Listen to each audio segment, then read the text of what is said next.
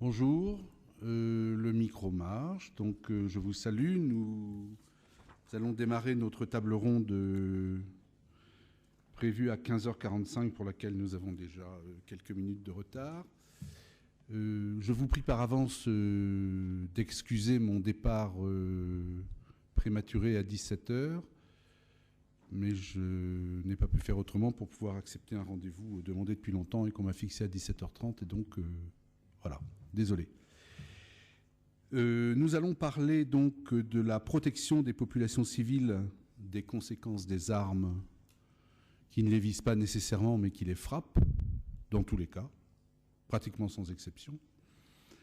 Et à l'intérieur de cette enveloppe très large, nous allons évoquer en particulier le rôle de la France. Alors, nous aurons 1 heure pour en parler. Nous avons 5 intervenants, Et à ces 5 intervenants, donc, 10 minutes de présentation seront attribuées, que je demande à tous de bien vouloir les observer, pour qu'on puisse à 17h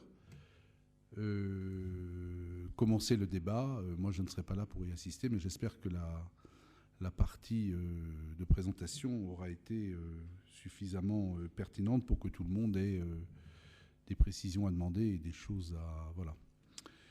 Donc, je ne vais pas faire de figure libre. Je vais passer la parole aux intervenants dans l'ordre qui est fixé sur la feuille.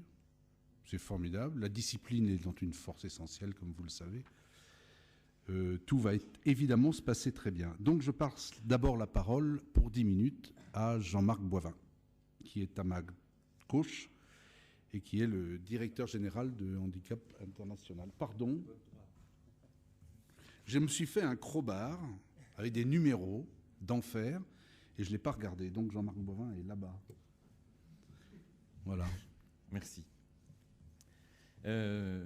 Merci d'avoir cette occasion d'échanger cet après-midi avec vous sur cette dernière table ronde, sur un sujet qui est particulièrement délicat.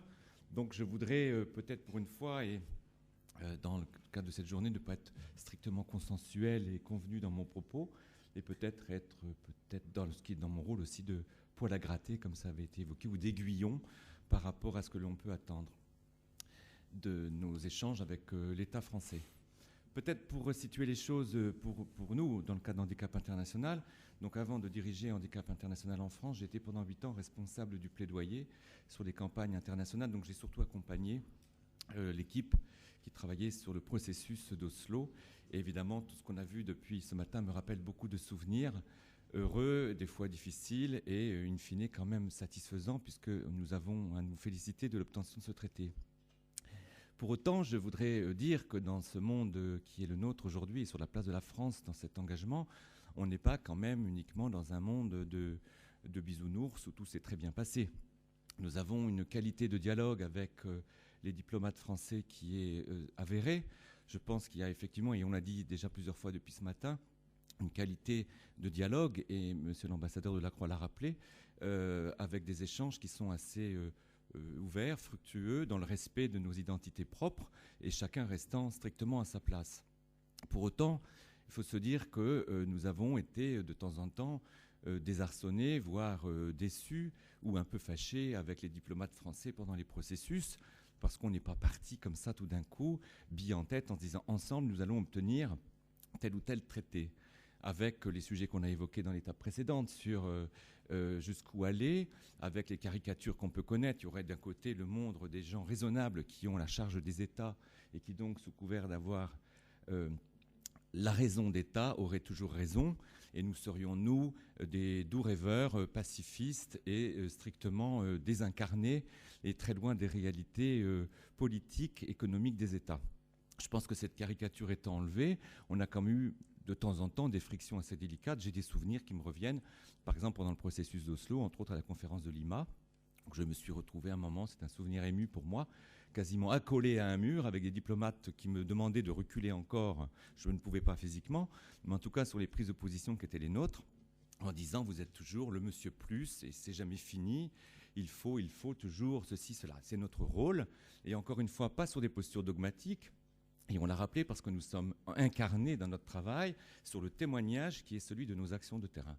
Handicap n'est pas une organisation pacifiste, nous ne sommes pas une organisation des droits de l'homme, nous sommes une organisation de professionnels engagés auprès des personnes handicapées et pour une part, celles qui sont victimes de ces armes. Ce qui nous a amené, et on l'a réévoqué, je n'y reviens pas, sur la création, avec d'autres, de cette campagne internationale ICBL et ensuite CMC.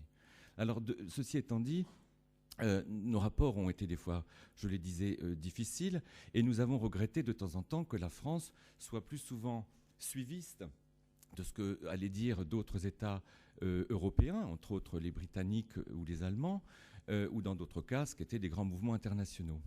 Alors je me souviens aussi d'un déjeuner à l'ambassade de France à Genève, avec des diplomates avant une intervention devant les diplomates des Nations Unies sur ces questions des armements, où un ambassadeur non français m'avait un petit peu descendu en flèche en disant c'est parfaitement vos postures ne sont pas raisonnables, il faut garder la tête froide et préserver ces armes dont on a besoin.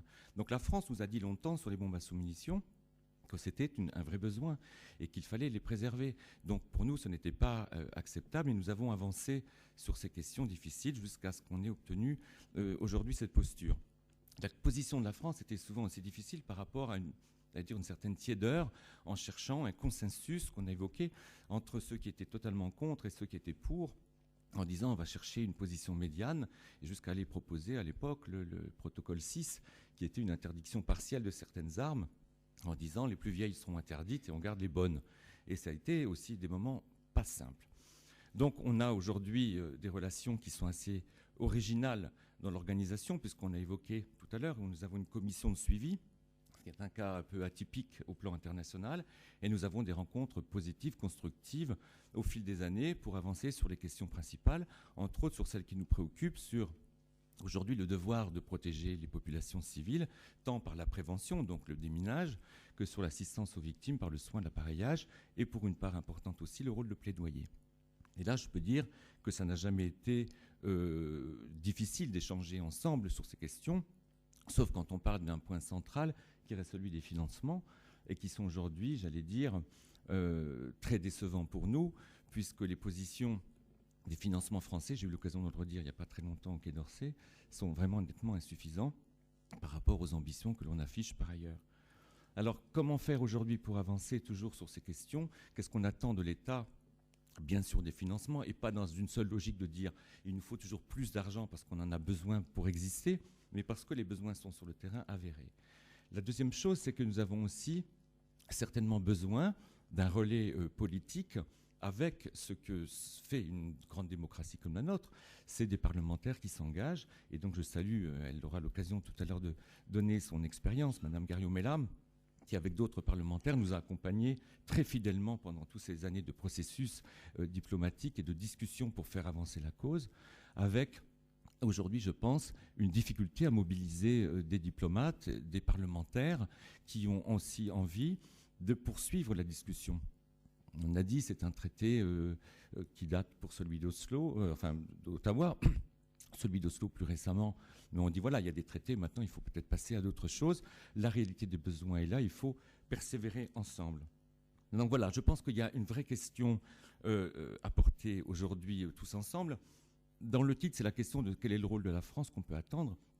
Pour moi, ce n'est pas tellement un rôle, mais une responsabilité, puisqu'en s'engageant dans la signature de traités, il faut aller vraiment beaucoup plus loin. Nous avons eu une expérience assez positive qui était celle de la fin du processus pour l'interdiction des bombes à sous-munitions, où M. Kouchner, à l'époque était ministre des Affaires étrangères, avait, avec notre cofondateur, Dr Richardier, partagé une stratégie d'aller rencontrer des États hésitants pour pouvoir leur dire il faut maintenant aller plus loin. Donc soit c'était nous qui montions au créneau parce que c'était plus simple au titre de la société civile, soit c'était l'État français pour des raisons strictement politiques. Et ça a été aussi un temps particulièrement fort. Donc pour autant, il me semble qu'aujourd'hui, comment faire pour avoir plus de parlementaires qui s'engagent sur les questions du désarmement humanitaire? Je pense que Mme Garriaud-Maylam aura sûrement des pistes à nous donner pour mobiliser des parlementaires à l'Assemblée nationale aussi bien qu'au Sénat.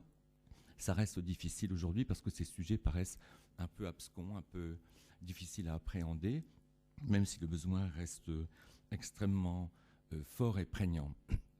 Voilà. Je ne voudrais pas aller beaucoup plus loin parce que je pense que les échanges sont importants. Dire que cette qualité d'échange est réelle. Je pense aussi que ce sont aussi les hommes et les femmes qui font l'évolution des textes et pas simplement les fonctions. On l'a vu au fil de l'histoire, quand on a rencontré certains politiques qui se sont engagés avec nous pour faire avancer la cause, on a marqué des points qu'on n'aurait pas pu faire sans leur engagement personnel. Et cela, au-delà de tout appartenance politique, puisque nous avons des gens de différents bords qui nous ont toujours rejoints avec fidélité. Voilà. Je ne vais pas aller trop loin. Merci pour cette sobriété. Je passe maintenant la parole à Madame Garriaud-Maylam, qui est sénateur représentant les Français établis hors de France et qui a coécrit le rapport d'information sur les armes à sous-munitions. C'est à vous, Madame. Merci beaucoup, Monsieur le Président.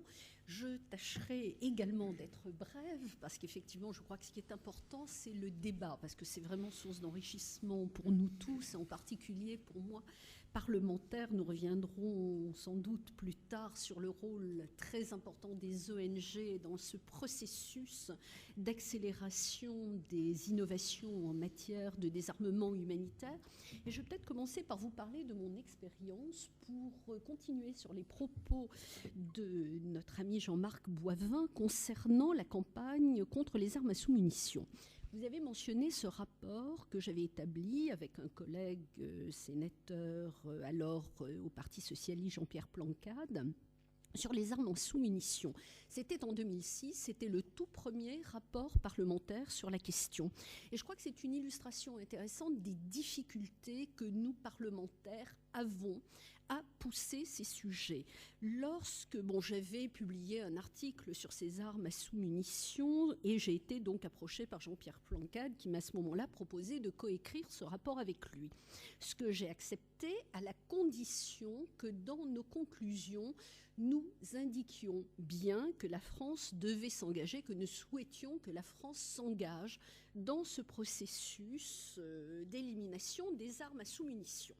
Tout le monde était d'accord. Nous faisons donc ce rapport, tout premier rapport parlementaire. Et lorsqu'arrive la soumission du rapport, problème, enfin dans les dernières semaines précédant la présentation du rapport, je sens bien qu'il y a un blocage au sein de la commission. Certains sénateurs auprès desquels j'étais intervenue, parce qu'ils étaient proches du président de la République, à l'époque Jacques Chirac, pour qu'ils leur parlent de ce rapport et de la nécessité que la France s'engage, me disent que de toute façon, ils ne soutiennent pas ma position. Et lors de la soumission du rapport, donc blocage total et refus d'adopter les conclusions que nous avions rédigées en demandant d'avoir une position beaucoup plus nuancée parce qu'effectivement, un certain lobbying s'était mis en place. Bon, là-dessus, certains découragements de ma part, je dois dire, et je remercie Handicap International qui, au contraire, m'a toujours dit « Continuez à vous battre, l'avenir montrera que vous aviez raison avant tout le monde ». Et effectivement, expérience très heureuse, là aussi au niveau anecdotique, réunion à Oslo où je suis invitée par Handicap International. J'hésite à y aller en me disant que de toute façon, si la France ne veut pas bouger, je n'ai peut-être pas à y aller. J'y vais quand même et l'ambassadeur me dit très clairement « mais nous sommes très surpris que vous soyez là, on pensait que vous ne viendriez pas, mais puisque vous êtes là, il faut que j'appelle immédiatement le Quai d'Orsay pour qu'on envoie quelqu'un, parce que la France, puisque vous êtes là, devra avoir un représentant ». Ce représentant arrive et me dit « ah mais de toute façon, vous savez, il est hors de question que la France signe, nous avons décidé, la France ne signera pas, la France est contre ». Et le lendemain matin, hasard extraordinaire, l'ambassadeur me présente le ministre des Affaires étrangères qui passait par là ministre des Affaires étrangères norvégien, bien sûr, qui me remercie de ma présence et me dit qu'il en est si heureux, d'autant plus que le président Jacques Chirac, lors de la grande conférence sur le Liban 15 jours plus tôt, lui avait dit que ces armes étaient vraiment une abomination et qu'ils avaient raison de s'engager pour leur élimination. Alors évidemment, je suis allée chercher le représentant du Quai d'Orsay à qui j'ai fait part de cette information. Très surpris, il s'est dépêché d'appeler le Quai d'Orsay, négociations, beaucoup d'échanges téléphoniques, et finalement la France a signé. Comme quoi, parfois, il suffit de petits éléments, et je pense vraiment que si je n'avais pas fait l'effort d'aller à cette réunion, on n'en serait peut-être pas arrivé à cette première signature. Mais j'en suis très heureuse, bien évidemment, puisque la France, au moins, a montré l'exemple. Et si vous voulez, c'est un petit peu la difficulté de la chose aussi. C'est vrai que la France, vous le disiez tout à l'heure, a tendance à suivre un peu. Cela dit, nous nous glorifions et nous sommes très heureux d'avoir été parmi les premiers co-signataires de la Convention d'Ottawa, par exemple. Idem pour les armes à sous-munitions, ce qui me fait un petit peu sourire. Ensuite, j'étais rapporteur, bien sûr, au Sénat sur le projet de loi d'application qui a été voté à l'unanimité. Donc, retournement de situation, là encore, qui est intéressant, mais qui montre à quel point il faut en permanence négocier, convaincre, discuter. Et c'est très difficile. Et vous voyez, par exemple, le 6 mai 2010, le ministre de la Défense soulignait l'exemplarité de la France au premier rang des grands pays s'engageant en faveur de l'interdiction des armes à sous-munitions et cette détermination à convaincre ses partenaires à la rejoindre dans ce combat. Mais cet engagement français ne s'est pas réalisé sans difficulté, donc opposition au sein du Sénat et au Parlement de manière plus générale. Mais vous savez, là encore, je vais vous donner une autre petite anecdote. La Finlande, vous le savez, a tout récemment, c'était l'année dernière, signé la Convention d'Ottawa, qu'elle n'avait pas signée. Et là encore, je me trouvais en Finlande pour une réunion qui n'avait rien à voir avec les mines ou les armes à sous-munitions. C'est une réunion sous présidence finlandaise de l'Union européenne des commissions ou délégations des droits des femmes. Et là, nous avions la présence d'une ancienne ministre de la Défense, toute fière de faire une grande intervention pour dire combien la Finlande était en avance sur son temps, et c'était la première femme ministre de la Défense dans le monde qui était une Finlandaise. Donc après son exposé, mais je l'ai interrogée sur les mines antipersonnelles et la position de la Finlande. Alors évidemment, la grand silence gêné.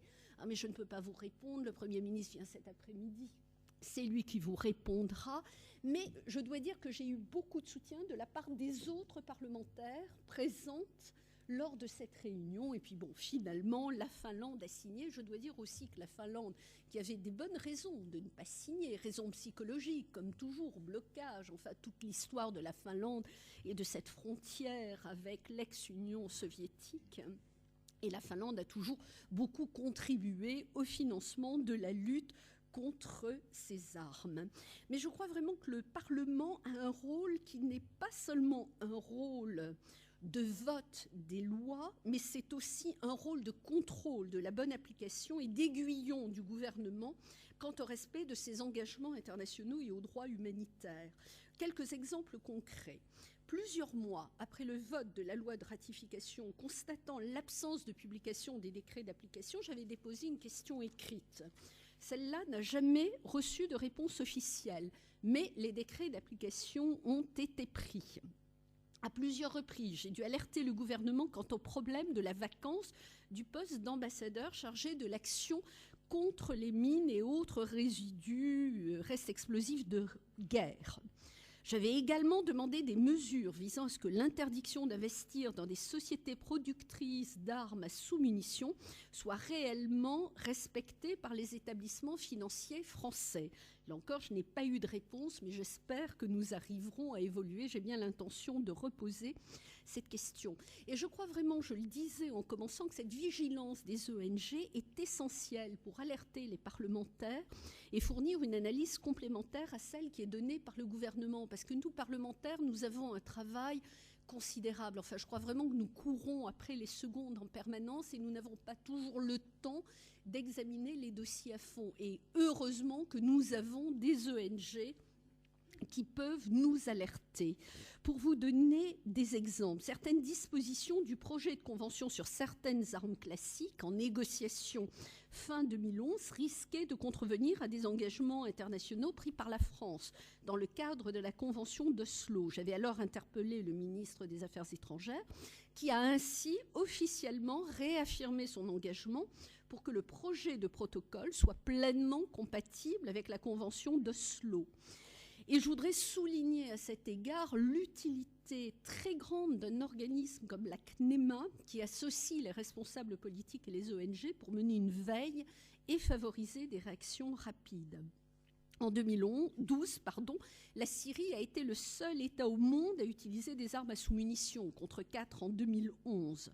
La France est l'un des 15 États à l'avoir dénoncé par la voix de son ministre des Affaires étrangères. Et le rôle des parlementaires doit être de veiller, me semble-t-il, à ce que la pression sur le gouvernement français soit maintenue, afin qu'il continue à porter ce dossier sans se satisfaire de l'unique déclaration d'octobre dernier. Autre point sur lequel les parlementaires devraient être mobilisés, c'est l'interdiction de ces investissements dans ces sociétés produisant des armes à sous-munitions qui n'est pour le moment pas explicitement interdite par la loi en opposition aux engagements internationaux de notre pays. Alors vous parliez de ce faible engagement de la majorité des parlementaires sur ces enjeux de désarmement. Effectivement, beaucoup ne se sentent pas vraiment concernés. Vous avez cette croyance selon laquelle, une fois les accords internationaux sur les mines antipersonnelles et armes à sous-munitions signés, le problème est globalement réglé ou ne concerne plus que quelques États voyous que la France a peu de moyens de persuader. Qu'il est difficile également de combattre les réductions de financement en période de crise. Par exemple, en 2011, le financement destiné à l'assistance aux victimes a reculé de 30% par rapport à 2010. Faute de financement adapté, des pays comme l'Afghanistan ou l'Ouganda ont dû réduire ou fermer leurs projets d'assistance aux victimes, et c'est profondément regrettable. La force des industries de défense, il y a une certaine croyance selon laquelle le désarmement humanitaire irait contre les intérêts français, tant sur le plan géostratégique sécuritaire, par l'autolimitation sur le développement et l'utilisation de certains types d'armes, que commerciale, exportation d'armes. Il y a une difficulté à adopter une attitude d'interdiction pure et simple de toutes les sous-munitions. Pour vous donner un exemple, et je cite mon rapport, le missile de croisière Apache emporte des sous-munitions, mais cette arme de haute précision est spécifiquement destinée à la destruction d'objectifs bien identifiés, les pistes d'aviation, et présente une fiabilité très élevée, ce qui rend en pratique extrêmement réduit les risques de dommages collatéraux, de pollution de zones par des restes explosifs de guerre. Or, ce missile n'a pas été produit pour d'autres pays et la chaîne de montage est maintenant arrêtée, mais aucune étude ni aucun développement d'armement à sous-munitions air-sol n'est en cours aujourd'hui. Je crois vraiment que la France devrait être, à l'instar de la Grande-Bretagne, qui est le premier exportateur d'armes européen, être plus transparente sur ses exportations d'armes avec un rapport au Parlement plus précis qu'actuellement, avec quantité et type de matériel livré ou refusé aux pays tiers et des données plus à jour. Ce n'est qu'à la fin de l'année 2012 que nous saurons avec exactitude si des armes françaises ont été livrées en 2011 à la Tunisie, la Libye et à Bahreïn, regrette le CCFD. L'opacité actuelle alimente des possibilités de corruption et facilite l'accès aux armes à des utilisateurs peu recommandables. Alors, une chose qui me paraît vraiment très importante, je vous le disais, c'est de nous inspirer de l'exemple de la Grande-Bretagne, qui, vous le savez, a des comités de contrôle des exportations d'armes, et je compte travailler dans ce but. Alors, je voulais vous parler aussi de la position de la France sur les différents types d'armes, mais je vois que l'heure tourne, et je suis sûre que le représentant du Quai d'Orsay aura beaucoup de choses à dire à ce sujet. Je voudrais simplement ajouter un point qui me paraît essentiel et sur lequel j'ai l'intention de m'investir aussi. C'est suite à la résolution du Parlement européen sur les armes à uranium enrichi, où j'ai en cours une question écrite qui doit être déposé. Voilà. Merci beaucoup. Les armes à uranium enrichi, pardonnez-moi. Appauvri. Appauvri, Voilà. évidemment. Merci beaucoup. Bon. Et j'étais très intéressé par vos arguments sur le côté exemplaire de la Grande-Bretagne. Je pense qu'il mérite d'être étudié, nuancé, puisque, comme vous le savez, la Grande-Bretagne est sans doute le pays qui, en matière de vente d'armes, est celui qui corrompt le plus au monde, qu'une enquête extrêmement fouillée a pratiquement, était au bord de démontrer tout ça, et qu'elle a été arrêtée pour des raisons purement politiques par le précédent Premier ministre, M. Blair. En gros, la Grande-Bretagne, elle a une attitude très normative et très vertueuse sur les ventes d'armes, et elle, dans sa propre politique, elle la bafoue chaque jour. Donc voilà, mais c'est juste une. C'est vrai que sur le papier et dans les textes gouvernementaux, la Grande-Bretagne est très très ardente en matière de moralisation des ventes d'armes. Dans les faits, c'est l'inverse. Je ne voudrais pas citer mes propres œuvres, mais j'ai écrit un livre il y a l'an dernier, en début 2011, qui s'appelle Armes de corruption massive, secrets et combines des marchands de canons à la découverte, qui est un gros livre, une grosse enquête. Et pour ceux que ça intéresse, ils y trouveront des chapitres assez copieux sur des pays européens dont on parle peu en matière d'immoralité crasse dans les ventes d'armes, que sont notamment le Royaume-Uni et l'Allemagne. Si vous me permettez, en une seconde, je ne parlais pas d'exemplarité du gouvernement britannique. Je disais simplement que cette institution de comité de contrôle au sein du Parlement était une institution intéressante et qu'à mon avis, il fallait la dupliquer en France. Merci beaucoup. Donc, je passe maintenant la parole à Frédéric Journès, directeur adjoint des affaires stratégiques, de sécurité et du désarmement au ministère des Affaires étrangères. Donc, vous avez le temps imparti à chacun de 10 minutes. Merci. Merci. De manière un peu synthétique, si j'y arrive, une formule que j'utilise de temps en temps quand j'ai des réunions comme celle-ci, c'est pas aujourd'hui que je l'ai vue, mais c'était il y a quelques mois, devant le Quai d'Orsay, lorsque vous allez vers l'Assemblée nationale, il y a une espèce de grande stèle commémorative d'Aristide Briand, qu'on connaît tous, avec arrière les canons, la paix, la paix, la paix. Et dessus, il y a une citation sur le désarmement, je trouvais assez intéressante, où il dit « Non, nous ne devons pas désarmer pour préparer les prochaines guerres. Les peuples doivent poursuivre leurs efforts de désarmement de manière telle qu'il n'y ait ni de dupes ni de victimes. » Ça m'a assez plu parce que y a quand même relativement des constances dans ce qu'on fait et dans la manière dont on approche cette question. Et que ça reste un petit peu, je dirais, la mentalité avec laquelle nous travaillons sur ces sujets depuis l'époque où il y a eu de très grands efforts de désarmement dans les années 20, et dans ce qui, nous, est un peu notre quotidien. Alors, le cadre un petit peu général là, de l'approche française en matière de désarmement, c'est un engagement qui est double. Il y en a un dit de désarmement général et complet, et il y a un engagement sur le désarmement humanitaire. Je le souligne parce que l'approche désarmement humanitaire, elle est essentielle. C'est pas la seule. Il y a des actions de désarmement qui ne sont pas basées là-dessus. Il y a eu de très très grands efforts de limitation des armements qui n'étaient pas basés sur les dommages. Si vous pensez à tout le système FCE qui a amené des réductions extraordinaires du volume d'armement en Europe, ce n'était pas de l'humanitaire et pourtant c'était des choses lourdes. Et il y a des logiques qui ne sont pas forcément des logiques de désarmement, qui peuvent être des logiques de contrôle du commerce. Par exemple, c'est le cas avec l'ATT, le traité sur le commerce des armes. C'est un instrument que j'aime énormément.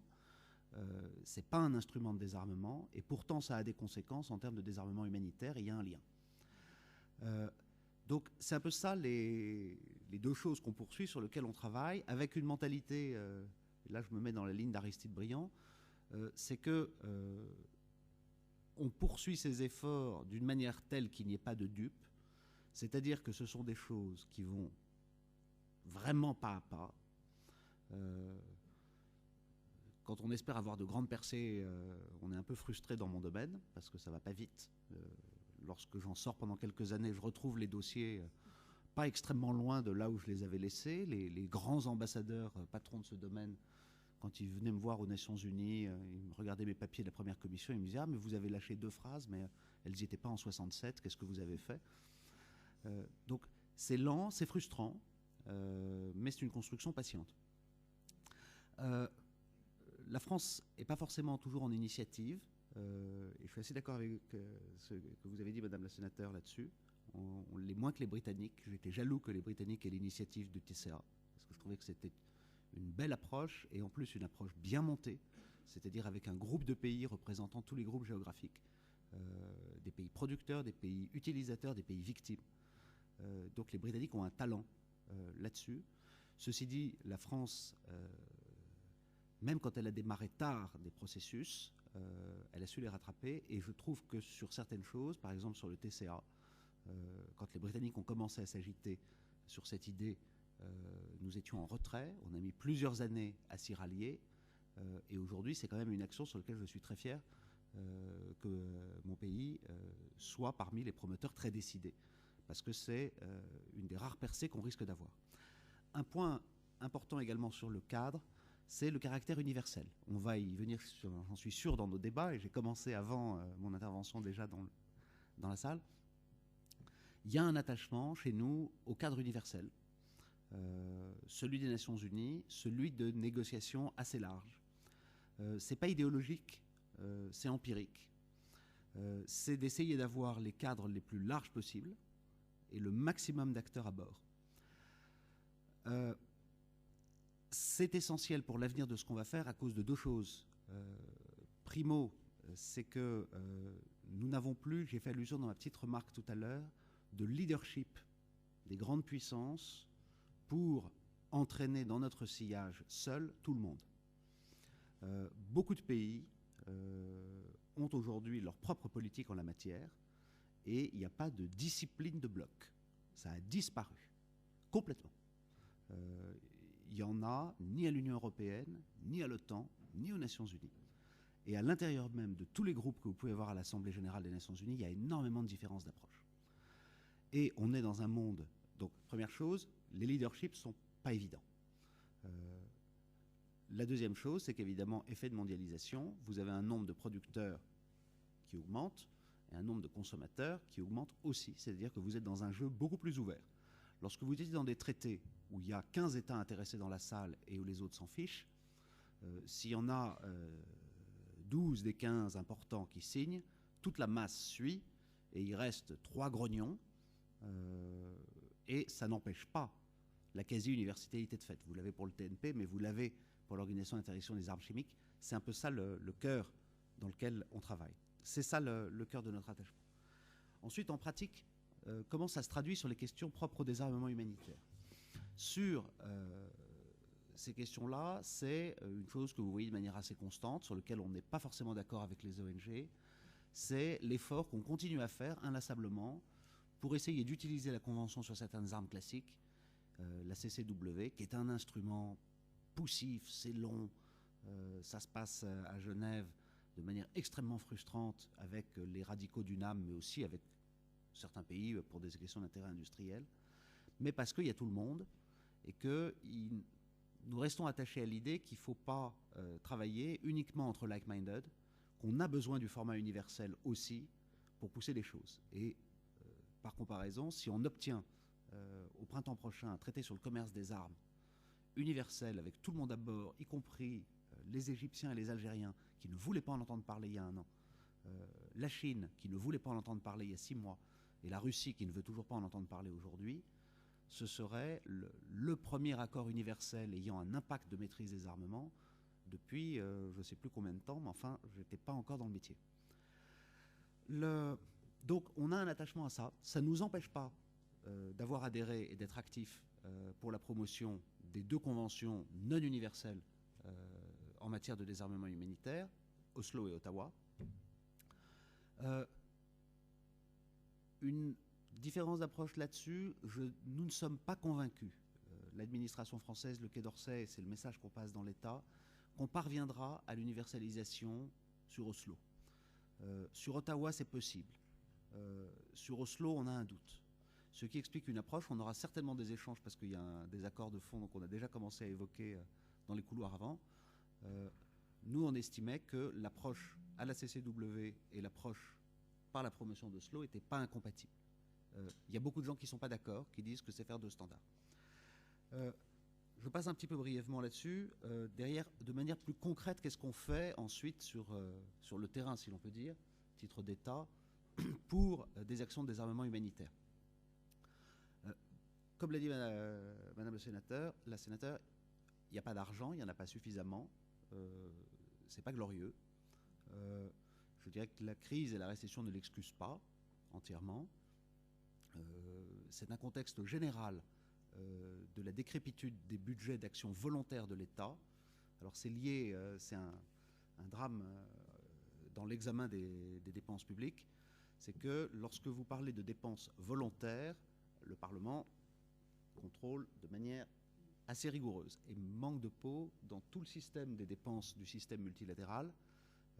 Dès que vous faites des contributions sur des choses essentielles, elles sont volontaires quand même parce que n'est obligé que ce qu'il est statutairement. Donc, toutes nos contributions dans ces mécanismes volontaires, pas seulement sur le désarmement humanitaire, je parle dans l'ensemble, sont d'un niveau de pauvreté terrible. En 2010, je crois, notre ambassadeur à New York avait fait la remarque à la conférence des ambassadeurs qu'en termes de contribution volontaire au système des Nations Unies, la France était au 38e rang derrière le Luxembourg. Donc, nous sommes dans la misère. Nous ne voudrions qu'une seule chose, sincèrement, c'est pouvoir faire plus. Honnêtement, on a très très peu d'argent. Alors, ça se traduit, les budgets dont on parle, c'est en quelques millions par an sur des choses comme le déminage et la lutte contre les armes à sous-munitions. En pratique, en matière de déminage, par exemple, ça veut dire que la France ne peut pas financer des actions de déminage proprement dit. Ça, c'est très onéreux. Certains de nos partenaires ont les moyens de le faire, on ne les a pas, donc on fait surtout des actions de formation. On en a fait pas mal en Afrique, au Bénin en particulier, on a un centre qu'on finance, et ça marche assez bien. Le gros, cependant, du financement français, si on raisonne en termes contributifs, c'est ce que l'on donne pour les mécanismes des opérations de maintien de la paix et du budget général des Nations Unies, où là, on paye assez lourdement, surtout pour les OMP, qui ont toutes des grosses actions de déminage. Comme on est membre du Conseil de sécurité, on a une surcote en termes de prix. Déjà que sur le budget ordinaire des Nations Unies, la France paye 1,5 fois sa part du PIB. Les Nations Unies, c'est un système où c'est les Européens qui payent comme des vaches à lait, les Américains qui payent 5% de moins que ce qu'ils devraient, et des pays comme la Chine ou les grands émergents qui payent 20 fois moins que ce qu'ils ne devraient. La Chine paye moins que la Grèce, le Brésil paye moins que le Portugal. C'est des systèmes, il faut le savoir, hein, ce n'est pas toujours les vieux riches qui sont les mauvais dans ces dispositifs. Donc c'est ça notre mécanisme principal d'action. Il y a enfin deux sujets à travers les crises, et je terminerai là-dessus, sur lesquels on a une action vraiment importante à avoir, qui est plus une action autour de la collecte et du non-emploi d'armes particulièrement dangereuses. L'une en Libye, c'est une de mes frustrations, parce que je trouve que nous n'avons pas été suffisamment incisifs sur ce domaine. Il y a eu une dissémination colossale d'ALPC et de manpads à l'issue du conflit libyen. Elles se sont réparties dans le Sahel. Ça a aidé, ça a contribué à ce qu'on a connu au Nord Mali. Il faut savoir qu'il y en a un flux très conséquent qui part en destination du Proche-Orient. Ces armes sont aujourd'hui en Syrie. Il y en a qui sont à Gaza. Donc il y a toute une contribution de ce flux d'armes qui a joué. Il y a une deuxième crise qui est en train de se profiler avec la même problématique qui est la crise syrienne, parce que là, vous avez un volume d'armes conventionnelles qui risque de se retrouver sans contrôle très conséquent, plus le problème de l'emploi d'armes particulièrement inhumaines qui sont les armes chimiques, où là, évidemment, c'est une vigilance constante avec des moyens d'action limités en face. Et donc, voilà, c'est un petit peu le panorama que je voulais dresser librement, mais on y reviendra en question. Merci beaucoup. Donc la parole est maintenant à Dominique Lalanne, coprésident du collectif Armes nucléaires non-stop et qui est un spécialiste des armes nucléaires. Mais là, il vient nous parler de notre sujet du jour. C'est à vous. Merci. C'est agréable, je crois, que dans une conférence où on parle de désarmement, on parle aussi de désarmement nucléaire. C'est sûr que ceux qui évoquent d'autres armes, ont eu des succès. Du côté du désarmement nucléaire, je n'irai pas jusqu'à dire que c'est un succès. Alors, dans le titre du colloque de cet après-midi, de la table ronde de cet après-midi, protéger les populations civiles et quel rôle pour la France, je commencerai par dire que protéger les populations civiles, ce n'est pas le problème tel qu'on le pose habituellement en France, parce que l'arme nucléaire, d'après ses défenseurs, est faite pour protéger les populations civiles. C'est grâce à l'arme nucléaire que nous sommes en sécurité. C'est notre assurance vie. Et donc, si vous voulez, dans le débat d'idées et la contestation de l'arme nucléaire, l'arme nucléaire assure notre protection. Et donc, nous commençons du mauvais pied pour opposer quelque chose à l'arme nucléaire.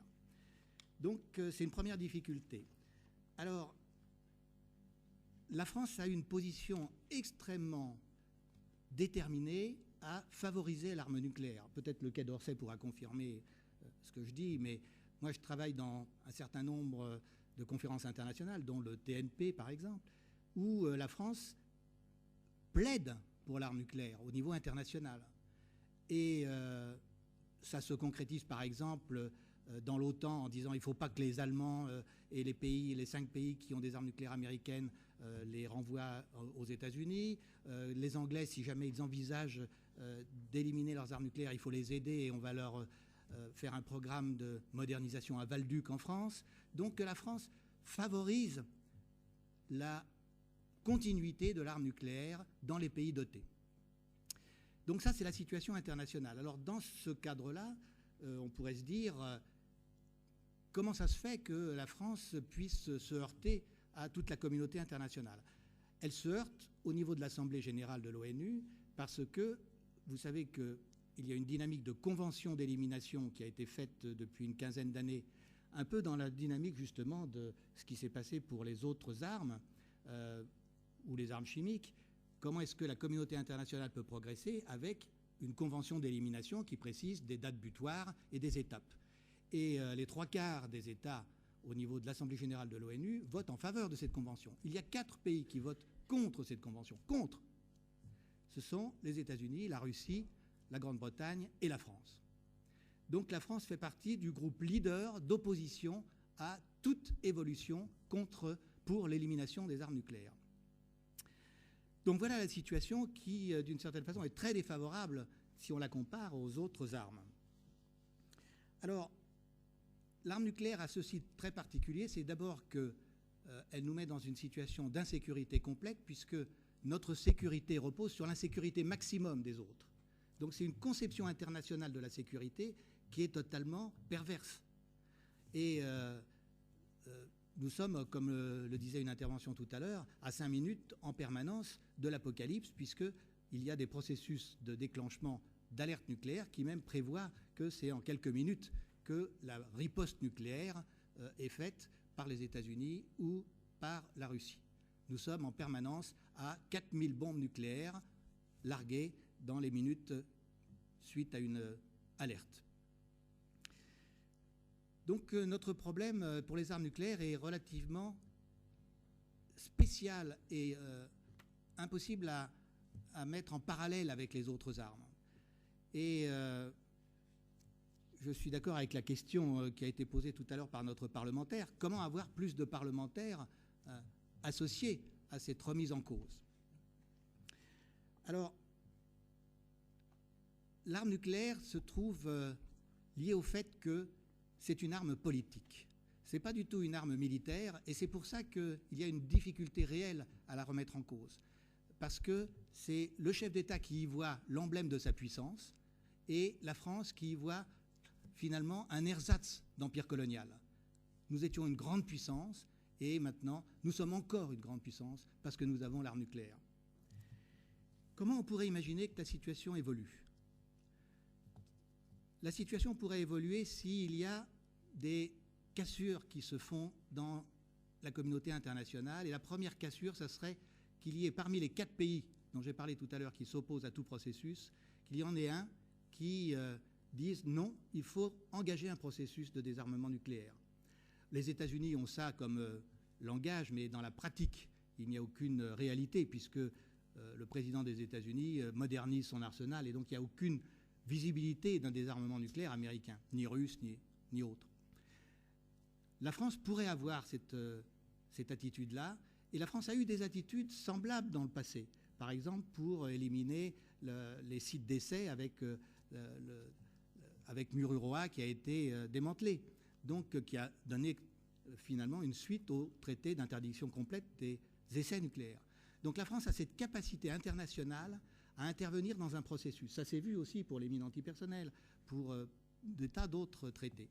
Donc la France aurait cette capacité à engager un processus mondial de désarmement nucléaire si elle en avait la volonté politique. La volonté politique n'y est pas, mais si elle l'avait, ça serait possible.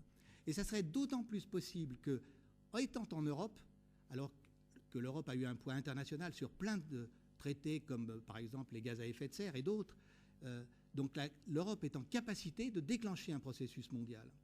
Et le fait qu'il y ait 5 États de l'OTAN qui ont des armes nucléaires, le fait que les Anglais se posent la question de financer un renouvellement de leurs armes nucléaires, eh bien, met l'Europe dans une position phare pour le leadership du désarmement mondial. Mais nous avons un problème en Europe, c'est la France. Et donc, mon message que je dis ici et le souhait que j'ai de coopérer avec toutes les autres qui ont travaillé sur des traités d'élimination des armes nucléaires, c'est de leur demander « Donnez-nous un peu des idées pour que la France change d'attitude ».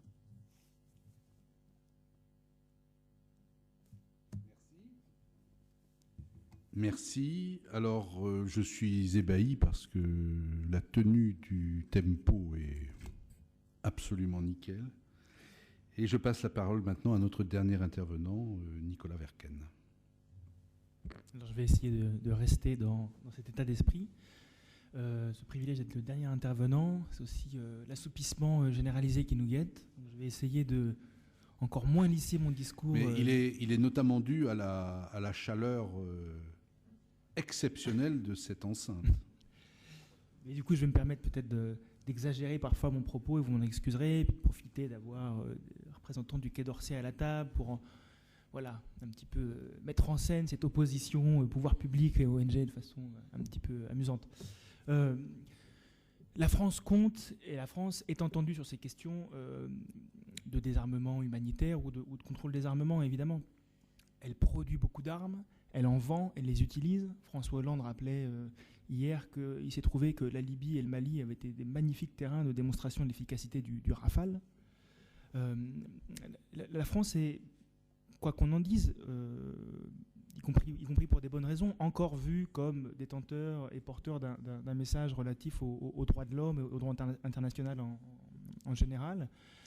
Et quand elle discute avec ses partenaires européens de ces questions de contrôle et de maîtrise des armements, elle est entendue. Elle aide l'Europe aussi, mais moi je connais davantage le dossier du traité sur le commerce des armes. La France, au sein de l'Europe, a poussé pour le développement d'outils du Conseil pour sensibiliser différents partenaires dans le monde et différentes régions au traité du commerce sur le commerce des armes et à la position commune de l'Union européenne sur la maîtrise des armements. Donc cette volonté un petit peu d'universalisation des bonnes pratiques.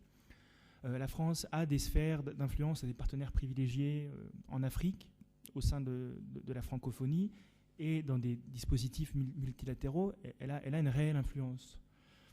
Enfin, ça mérite vraiment d'être souligné. Parfois, avant de revenir sur l'universalité et le P5 et les États-Unis, il y a un vrai poids, une vraie responsabilité de la France dans ce domaine. Et puis, là encore, avant de nous fâcher, je vais faire plaisir aux diplomates. Il y a aussi une force du réseau diplomatique français et il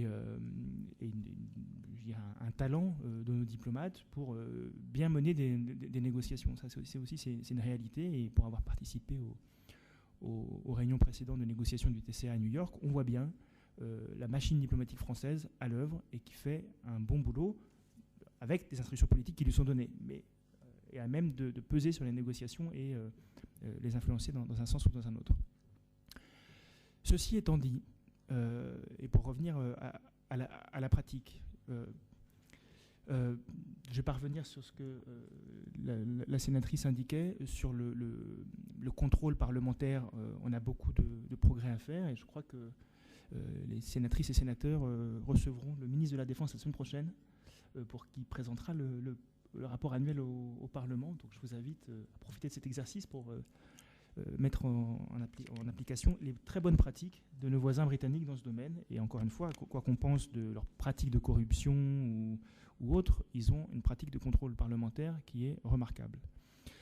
Dans sa pratique d'exportation, là aussi, il faut y regarder. On parlait de la Libye. La France a livré des armes aux rebelles dans le Djebel Nafoussa l'année dernière. Donc on se demande si demain la France trouve ses armes dans les mains d'Achmid ou Moudjahou ou d'Ansardine dans les combats à Konna ou ailleurs, elle pourra s'en prendre qu'à elle-même.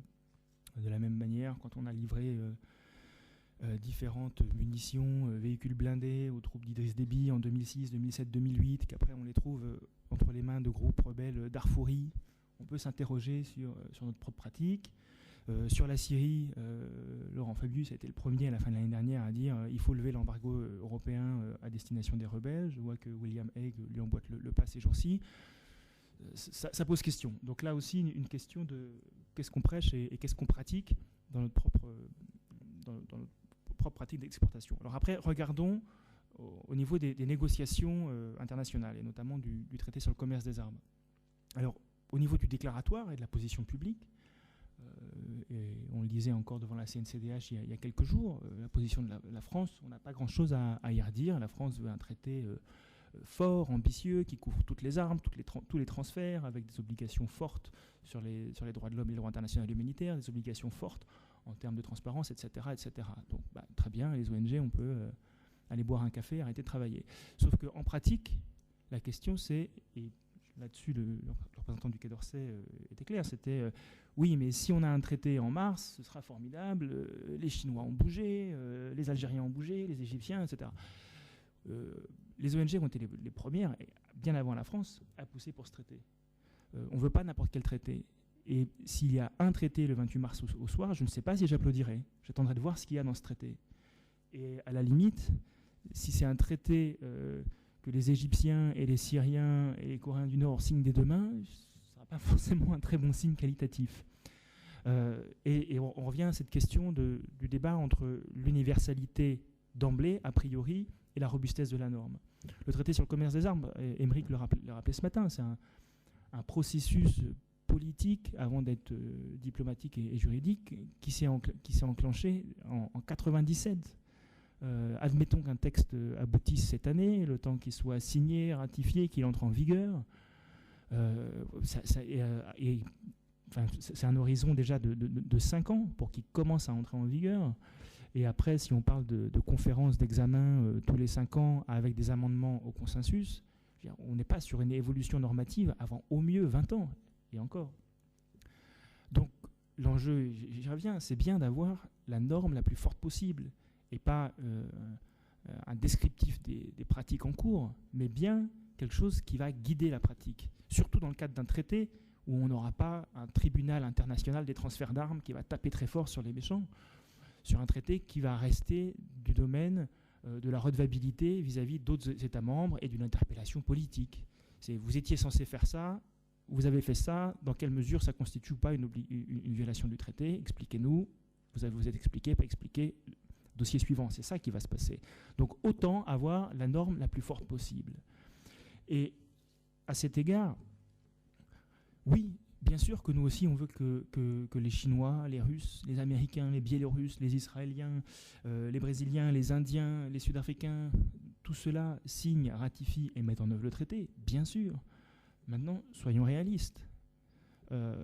Et quand on parle avec des gens au Quai d'Orsay, au ministère de la Défense, ailleurs, on leur dit, mais vous négociez les termes du traité avec les Russes, vous les négociez avec les Chinois, quelles sont vos perspectives réalistes qu'ils signent ce traité, même le traité affaibli dont vous nous parlez, voire qu'ils le ratifient, a fortiori qu'ils le mettent en œuvre.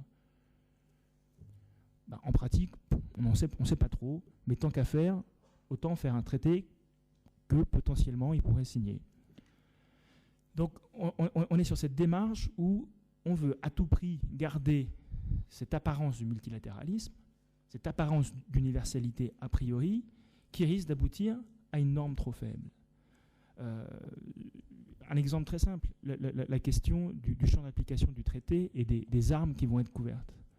Dans la dernière version proposée, en gros, on est revenu au registre des Nations Unies.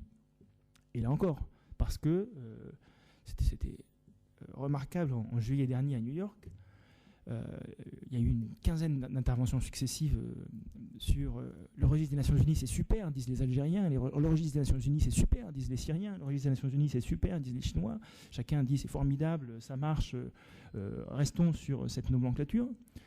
Moi, pendant ce temps, je surfais et j'allais voir les derniers rapports au regard du registre des Nations Unies, et aucun des pays qui disait c'est un instrument formidable ne remplissait ses obligations au regard du registre des Nations Unies. Donc, faut arrêter de se mentir aussi.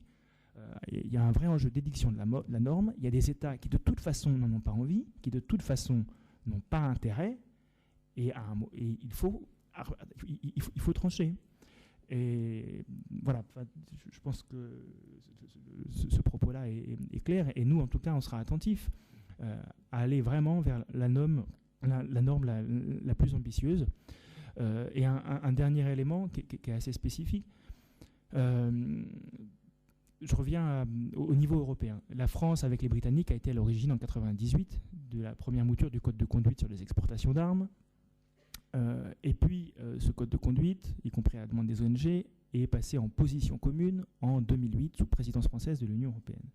C'est formidable, c'est très bien, et en plus, c'est bien tombé parce qu'entre 2006 et 2008, c'est la France qui s'opposait à son passage en position commune. Donc tant mieux, la France a changé d'avis. Elle n'est toujours pas appliquée en droit français. Elle n'est toujours pas transcrite en droit français.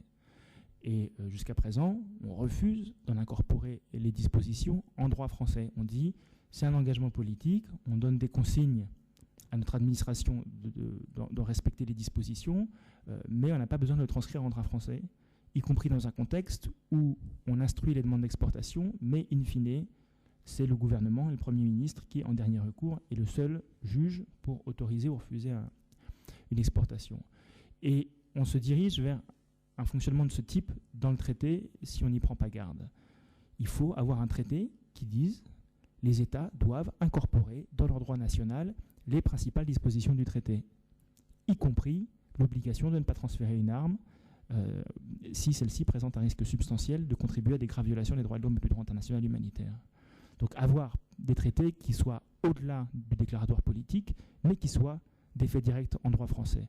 Et ça, pour nous, c'est un vrai enjeu aussi. Merci beaucoup. Donc nous sommes pleinement dans les temps. Formidable.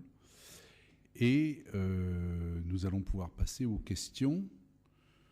Pour démarrer, on peut peut-être prendre une première question. Qui en a une? Et puis après, je vous abandonnerai. Qui veut poser une question à l'un des intervenants? Monsieur, au fond. Oui, ma question s'adresse à la merci fois... Merci de vous présenter, s'il vous plaît. Yann Mince, Alternative Internationale. Ma question s'adresse à la fois aux représentants du Quai d'Orsay et à Madame le sénateur. J'ai regardé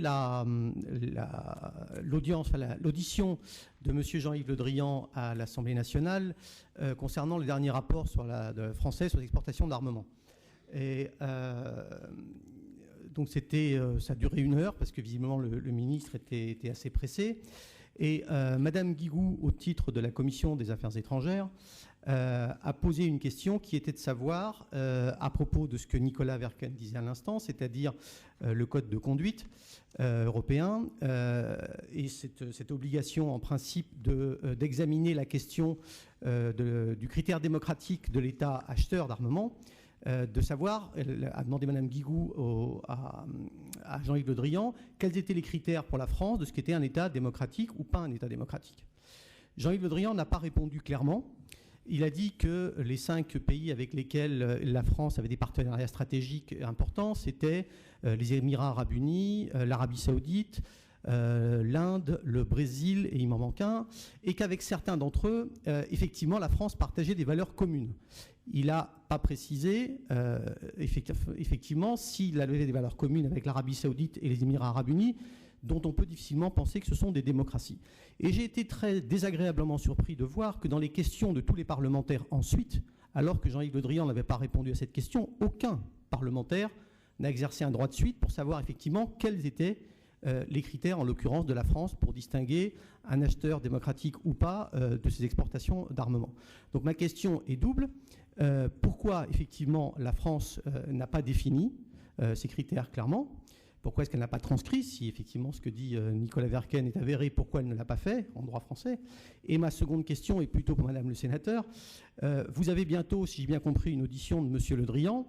Est-ce que vous pourriez lui poser la question? Et pour qu'il y réponde cette fois-ci. Parce que toutes les questions de vos collègues députés portaient essentiellement sur comment est-ce qu'on peut vendre plus d'armes.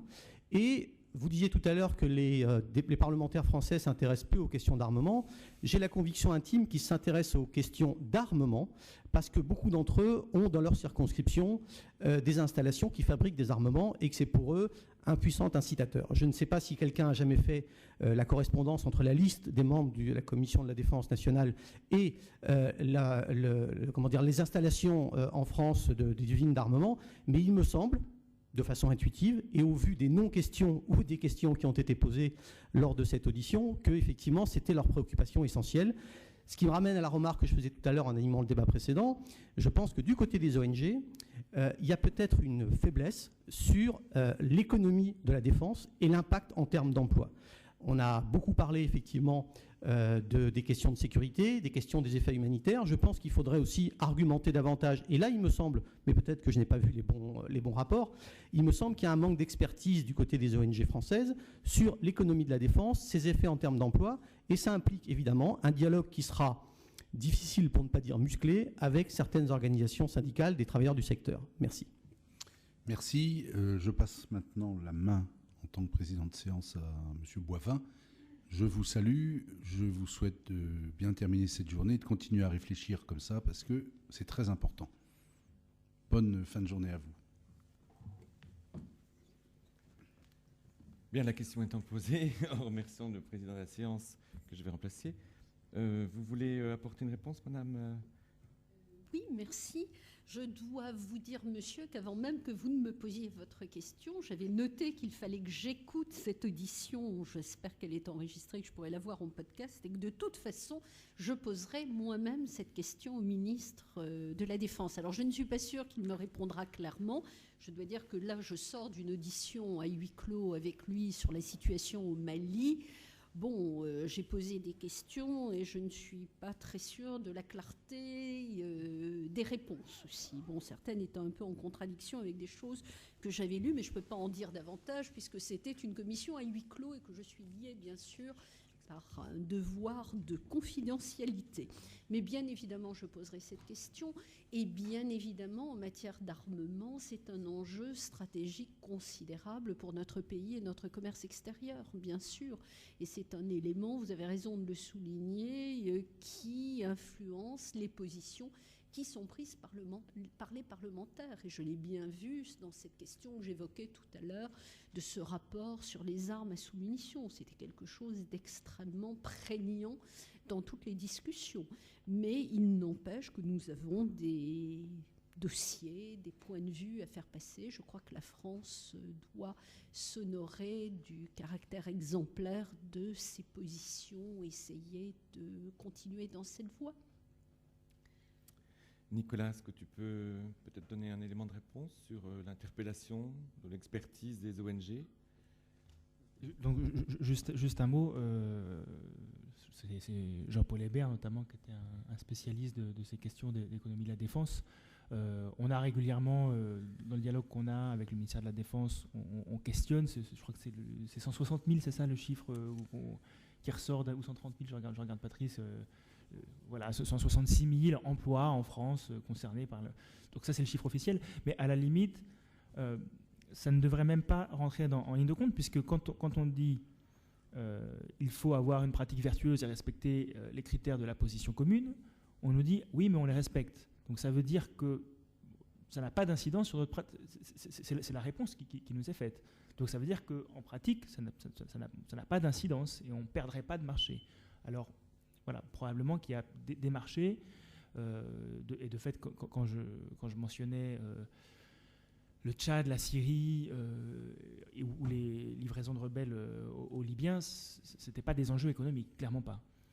Maintenant, si on discute Arabie Saoudite, Émirats, ça devient un peu plus compliqué. Oui. Une question dans la salle. Oui, s'il vous plaît, madame. Jannick Leprêtre, Mouvement de la paix. J'ai évoqué lors d'un débat ce matin la question de l'uranium appauvri. Vous l'avez tout juste évoqué tout à l'heure, madame la sénatrice. Et donc, ma question, elle est à votre attention, tout comme celle de monsieur Fournaise. Il y a eu une résolution européenne en 2008 qui proposait aux États d'installer un moratoire sur la production, le stockage, l'usage de ces armes à uranium appauvri. Jusqu'ici, une question a été posée il y a peut-être même quelques années maintenant. La réponse était que ce n'était pas d'actualité puisque cet outil, cette arme était très efficace dans les conflits, puisque c'est une arme qui permet de faire exploser un char, par exemple. Mais ça a évidemment de grosses conséquences, à la fois pour les militaires, mais bien évidemment et surtout pour l'environnement et la population qui vit dans l'environnement. L'exemple type est en Irak, où il y a des méfaits considérables, et là où on sait que ça a été utilisé. Ce qu'on ne sait pas, bien entendu, c'est où est-ce que ça a été utilisé depuis et si c'est encore utilisé. Donc ma question est, est-ce que la France est prête, et je reprendrai un peu l'expression de Dominique Lalanne précédemment évoquée autour de l'arme nucléaire, à être un élément déterminant, effectivement, pour s'engager, effectivement, mettre en place, par exemple, ce moratoire, et être un petit peu un aiguillon en faveur, justement, de ce désarmement humanitaire centré sur la protection des populations. Et j'oserais croiser cette préoccupation avec ce qui a été évoqué sur le manque de moyens, quelquefois, pour mettre en place des traités qui sont tels que le traité d'Ottawa ou d'Oslo, et peut-être là, y compris croiser la sphère des stratégies économiques, il y a sûrement quelque chose à faire. Merci. Vous répondez, madame Garriaud-Maylam ? Oui, merci, madame. Je n'étais pas là ce matin, malheureusement, quand vous avez posé votre question. Effectivement, il y a eu cette résolution du Parlement européen en 2008. La France n'a pas suivi. Il y a eu cette question que j'ai sous les yeux, d'ailleurs, de mon collègue député Jean-Luc Warsmann, avec des réponses où l'on niait, ou du moins, je peux vous citer, les conclusions de ces enquêtes épidémiologiques ont toutefois révélé qu'il était hautement improbable que des risques accrus de cancer dans la région des Balkans puissent être associés aux résidus des munitions utilisées dans les années 90. La probabilité d'une exposition significative de la population locale a été considérée comme très basse. Et la réponse du ministère se termine par « La France poursuit ses travaux d'études afin de disposer au plus tôt d'une arme aussi performante sans uranium appauvri ». Alors depuis plus rien, ça c'était une réponse du 18 janvier 2011 et c'est pour cela que j'ai décidé de déposer moi-même une question écrite de relance sur le principe de précaution qui me semble devoir être appliqué. Et bien évidemment sur le fait que notre politique de défense doit s'inscrire dans le respect de ce principe de précaution et du droit international humanitaire. Donc voilà, j'espère arriver à relancer le débat. Bien évidemment, je ne sais pas quelle réponse me sera apportée, je ne suis pas très optimiste quant à cette réponse, mais je crois qu'il est important que justement des parlementaires s'impliquent. C'est ce que je vous disais tout à l'heure. Je crois que c'est en relançant le débat, en reposant ces questions que nous arrivons à faire bouger un petit peu les lignes parfois et que nous pourrons progresser. Voilà, donc ma question écrite sera en ligne en principe jeudi prochain sur le site du journal officiel puisqu'elles sont enregistrées tous les mardis. Avant qu'il y ait une autre question, je vais revenir un peu sur la deuxième partie de votre question, madame, en profitant de mon statut d'animateur et en même temps d'intervenant, parce que c'est une question qui est celle du financement. On l'évoquait tout à l'heure et vous donniez, M. Journes, des éléments de réponse en disant les caisses sont vides aujourd'hui et donc ce sont des sujets très difficiles. Je dois le dire, mais voilà, c'est mon expérience du côté d'ONG dans lequel je suis, c'est que c'est un argument qui m'émeut peu depuis 30 ans sur différentes questions en France, sur des sujets marginaux, que ce soit les questions du handicap, les questions de la lutte contre la pauvreté dans lesquelles j'ai travaillé longtemps. J'ai eu toujours la même réponse, c'est, vous savez, c'est un vrai sujet, c'est une préoccupation majeure, mais nous n'avons pas les moyens de le faire. Alors je ne dis pas que la situation est plus difficile aujourd'hui qu'elle l'était avant, mais pour moi la question n'est pas simplement de dire il faut plus. La question, encore une fois, j'ai dit tout à l'heure, les ONG ne sont pas simplement de Monsieur Plus qui n'est jamais satisfait quelque chose et qui en remet une couche, si vous me passez l'expression, pour obtenir toujours plus d'argent. C'est de faire autrement. Aujourd'hui, sur les questions, et d'ailleurs le président de la République l'avait annoncé dans son programme, c'est d'augmenter la part des fonds, par exemple, de l'aide au développement qui transitent par les organisations non gouvernementales. Entre autres, nous sommes intéressés pour la mise en place de nos programmes. Et aujourd'hui, la réponse est on avance pas à pas, et de toute façon, ce sont des programmes qui coûtent cher et on ne peut pas le faire. Je pense encore une fois que la question du choix politique qui est posé, du courage d'hommes politiques qui prennent des décisions, nous ont montré qu'un homme ou une femme qui prend une décision à un moment arrive à ses fins. Nous avions évoqué la tiédeur de la France sur le traité d'Ottawa, Mme Garriou-Mallam le rappelait, puis tout d'un coup on dit mais si, c'est un truc qu'on va faire.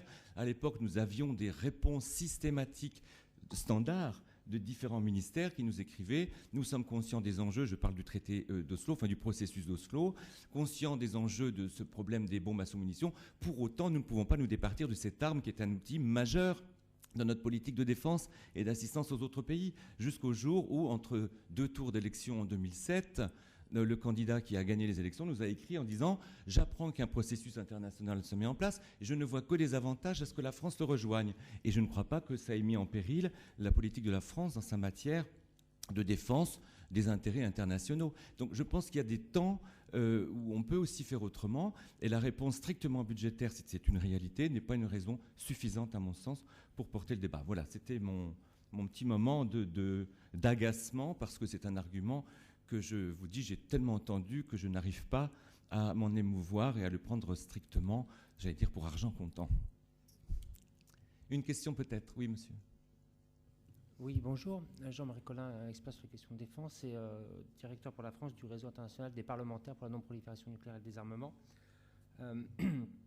Deux questions, une pour Madame la sénatrice et une pour Monsieur le diplomate. Madame la sénatrice, vous êtes mobilisée il y a quelques années sur les BASM et vous continuez, puisque la preuve, vous êtes présente. On avait eu l'occasion de discuter en 2006 et on travaillait pour Handicap International sur un rapport également. Mais force est de reconnaître que concernant le nucléaire militaire, les parlementaires sont peu actifs sur cette question, en termes de positionnement, d'interrogation sur la question propre du désarmement nucléaire. Alors, pensez-vous que c'est dû à un désintérêt total, une ligne de conduite que l'on peut placer sous le principe du fameux consensus, ou alors est-ce que c'est par un pur manque d'information? Si jamais c'était le dernier cas, ce qui d'un certain côté, j'espère, mais d'un certain côté, malgré mes actions d'envoi d'informations, de demande de rendez-vous auprès de multiples parlementaires, sachez que la semaine prochaine, un colloque est fait à l'Assemblée nationale qui s'appelle Dissuasion nucléaire, ouvrons le débat, avec des parlementaires européens et, normalement, des parlementaires français, si ceux-ci souhaitent bien venir se déplacer. Voilà. Et monsieur le diplomate, une simple question concernant la conférence d'Oslo. Pensez-vous que la France va y participer officiellement, oui ou non? Merci. Deux questions très précises, donc avec des réponses précises. Madame Garriou-Mallam.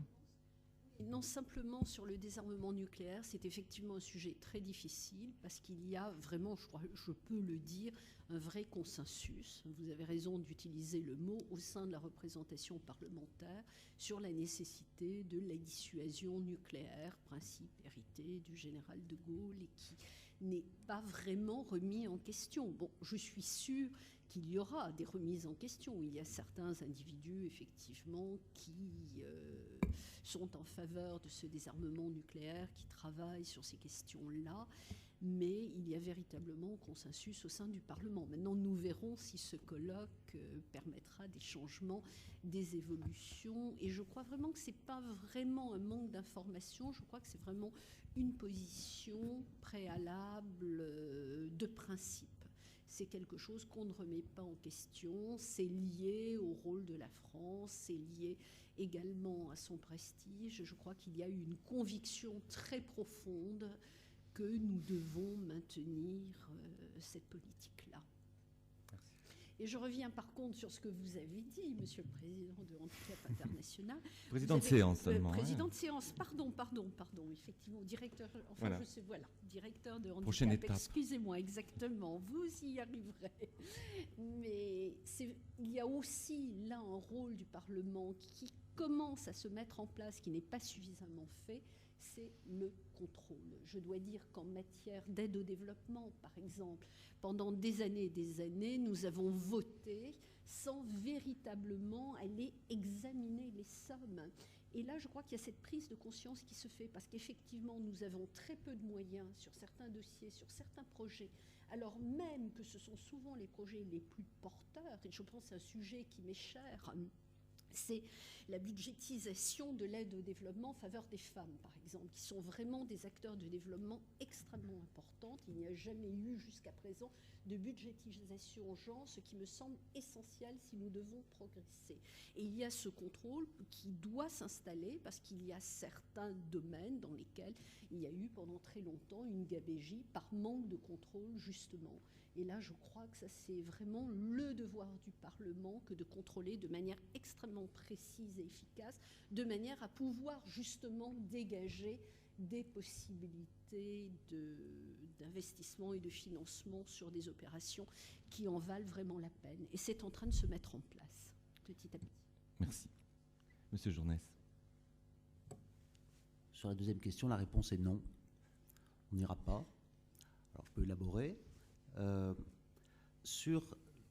l'indiquais en introduction, sur le désarmement, il y a deux cadres d'engagement de la France en matière de désarmement, l'un qui est sur le désarmement général et complet, le second qui est sur le désarmement humanitaire. On ne considère pas, à titre national, que le désarmement humanitaire est l'approche qui va nous faire parvenir au désarmement nucléaire. On est parfaitement conscient qu'il y a un certain nombre de pays qui pensent différemment. Je vais essayer de construire la perception qu'on en a. Dans la logique de désarmement nucléaire sur lequel nous, on s'est engagé, à travers le TNP, à travers le TIS, à travers nos efforts pour obtenir un cut-off, et puis les actions qu'on a pu faire, nous, de démantèlement de nos infrastructures d'essai, de fabrication de matières, il y a une logique et une cohérence. On est dans un système où ces armes existent, leurs menaces existent. Si on veut arriver, à un moment donné, à les faire sortir du système de défense, ça passe par plusieurs choses, et qui sont du pas à pas à la Aristide Briand. La première, celle qu'a faite le TNP, était de bloquer l'état du jeu. Alors ça énerve beaucoup ceux qui n'en font pas partie. C'est de commencer par arrêter l'escalade. Ensuite, ce qui a été l'apport considérable du TIS, du traité d'interdiction des essais, vous bloquez la modernisation de cette arme, c'est-à-dire que progressivement, alors que le reste des recherches de défense et d'armement se modernise, ce truc-là reste dans l'état où il était. Il reste redoutable, hein, mais il ne se modernise pas. Le troisième morceau est qu'à un moment donné, vous sortez la production de matière et vous créez un système qui est ce qu'on appelle une logique de capping. C'est dans une logique de capping qu'à un moment donné, comme tout l'effort de nos industries de défense et de nos ministères de défense qui sont gourmands, budgétivores et qui aiment faire des choses, ils commencent à faire des choses qui les intéressent davantage. Vous le voyez parfaitement si vous observez les débats qu'il peut y avoir en France sur le livre blanc, mais c'est exactement la même chose aux États-Unis, chez les Britanniques aussi. Aujourd'hui, c'est l'idée de fabriquer, se poser la question de savoir si les parties d'intervention, de corps opérationnels qui font les opérations de stabilisation ne sont pas une nouvelle arme, comme la marine, l'armée de terre ou l'armée de l'air. Et de facto, l'idée est de construire un système dans lequel, progressivement, vous minorez le rôle gigantesque qu'avaient les armes nucléaires dans les équilibres de sécurité et de défense hérités de la guerre froide. C'est ça l'équilibre, c'est ça le système. Et la France, là-dedans, du coup, ce qu'elle a fait, c'est qu'elle a suivi plusieurs de ces éléments qui ont un caractère irréversible sur le démantèlement des centres d'essai et le démantèlement des unités de fabrication de matière. Autant dire que dans l'état budgétaire où on est, je serais mort et enterré, mes enfants aussi, avant que la France puisse imaginer pouvoir revenir là-dessus. Donc nous, ce qu'on a fait, c'est quelque chose d'irréversible. Alors on est toujours les mauvais en termes de communication sur ces sujets, parce que comme on est des gens du pas à pas, c'est mon métier, on n'est pas particulièrement sexy dans nos présentations. Vous nous évoquiez tout à l'heure l'une des résolutions sur lesquelles il y a 4 États, tous du P5, qui bloquent. Ce qui est d'extrêmement intéressant, c'est que sur la résolution en question, le Pakistan n'a aucun problème à voter pour ou à s'abstenir, je ne sais plus laquelle c'était. Et que vous avez dans le jeu un certain nombre d'États qui disent n'importe quoi dans les essences internationales par rapport à la réalité de ce qu'ils font. Et c'est ça le souci. Donc, le gros problème numéro 1 qu'on a sur ce qui fait que nous ne sommes pas d'accord avec ce que j'appelle l'initiative norvégo-suisse, c'est que vous faites quelque chose dans lequel vous sortez la non-prolifération du débat pour commencer. Donc, à partir du moment où vous faites quelque chose qui est dans un domaine du déclaratoire, mais qui ne s'accompagne pas d'un système de contrôle de l'état du jeu, la possibilité de tricher existe et elle est récompensée et récompensable. De surcroît, si jamais ils font un mécanisme, et je sais bien que ça va être leur tentation, qui est un mécanisme non universel réservé aux gens qui se tiennent bien, un certain nombre de gens qui se tiennent mal, eux, vont pouvoir faire joujou dehors. Et donc je trouve que moi, personnellement, par rapport à la logique d'une approche universelle, parce que ce sont des engagements universels, même s'il nous manque 3 pays dans le TNP, en termes d'objectif d'aboutir à un désarmement efficace, je pense personnellement que c'est suicidaire. Et que ça va envoyer le désarmement dans un mur d'où il mettra assez longtemps à sortir. Alors on peut, pour des tas de raisons morales, avoir un point de vue différent. Je les comprends très très bien et je les désapprouve. Ça, c'est le système de conviction. Je vais au-delà de mon rôle administratif. J'explique qu'il y a un système de conviction personnelle. Je ne crois pas qu'on arrivera à un désarmement comme ça. Le dernier point sur lequel je veux insister, qui est lié à une chose qu'évoquait tout à l'heure notre président de séance, je crois, sur... pardon, ou non, c'était pas vous. Sur le rôle moteur que peuvent avoir l'Union européenne. En clair, les light-minded, souvent occidentaux, qui sont des sociétés avancées, dans lesquelles, à titre personnel, j'aimerais bien vivre, pour toutes sortes de raisons. Je préfère... Il y a des choses qui font que j'aimerais bien avoir été scandinave, mais bon, je suis très content et très patriote là où je suis. Donc ce sont souvent des sociétés avancées qui ont une très haute idée d'elles-mêmes. Nous pouvons avoir une très haute idée également de notre message dans le monde. Attention à une chose. Moi, je suis arrivé la première fois dans ma carrière diplomatique dans une organisation multilatérale aux Nations Unies en 2003. On se remettait du choc de la confrontation internationale autour de l'Irak. Et l'Union européenne était une espèce de voix porteur de messages, de responsabilité, d'avancer sur une rafale de sujets, y compris dans le domaine des ALPC, dont il se trouvait que je m'occupais à côté de la non-prolifération. Je suis revenu aux Nations Unies l'année dernière, et j'ai assisté à une chose que j'ai trouvée épouvantable, c'est le EU bashing qui est devenu le sport pour tous les petits aux Nations Unies. Vous voyez le représentant du CARICOM ordonnant devant M. Ban Ki-moon que le représentant de l'Union européenne sorte de salle parce qu'il n'a pas à prendre la parole. Et tout le monde rigole. Donc nous assistons à ça. Attention à une chose. L'une des conséquences du fait que le monde émerge, l'une des conséquences du fait que le traité de Nice comporte un certain nombre de mauvaises dispositions dans la façon dont l'Europe existe, en tant qu'entité pour porter une parole, l'Union est très mal traitée dans les enceintes internationales et l'audience des like-minded occidentaux, en clair des Blancs, est au plus bas. Je n'ai jamais vu notre capacité d'entraînement collective aussi faible. Donc, quand on monte des choses, il y a des formats, il y a des manières d'agir dans ce domaine qui peuvent être intelligentes. J'ai toujours été très respectueux de certaines choses que faisaient les Britanniques lorsqu'ils essayaient, dans le domaine du désarmement et de la non-prolifération, de concevoir des idées. Ça n'a jamais abouti, mais ils l'ont essayé, en associant à leur démarche des représentants responsables de tous les grands groupes régionaux aux Nations Unies, ayant en général signé un protocole additionnel. Vous aviez l'Afrique du Sud, l'Indonésie, qui aujourd'hui a ratifié le TIS.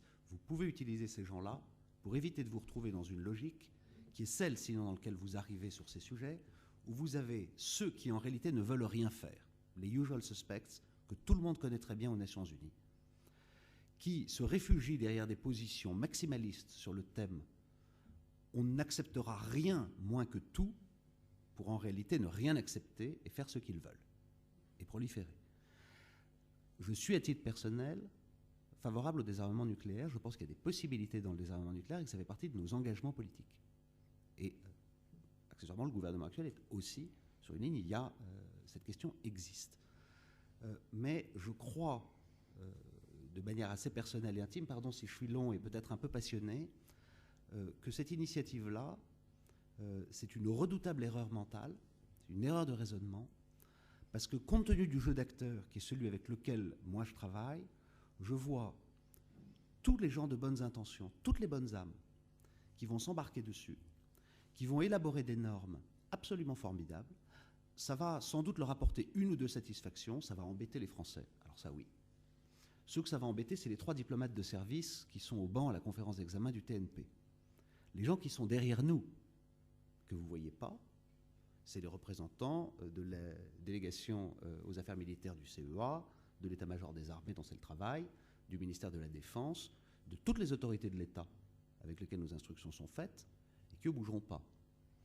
Et donc, c'est foncièrement faire quelque chose où on va exercer une pression. En réalité, elle ne va s'exercer que sur les P2, c'est-à-dire les franco-britanniques. Les Britanniques, ça les embête plus ou moins parce que comme ils sont en train de se faire des choix d'arbitrage budgétaire sur le thème de savoir est-ce qu'ils ont les moyens d'exister encore dans ce domaine ou pas, à voir.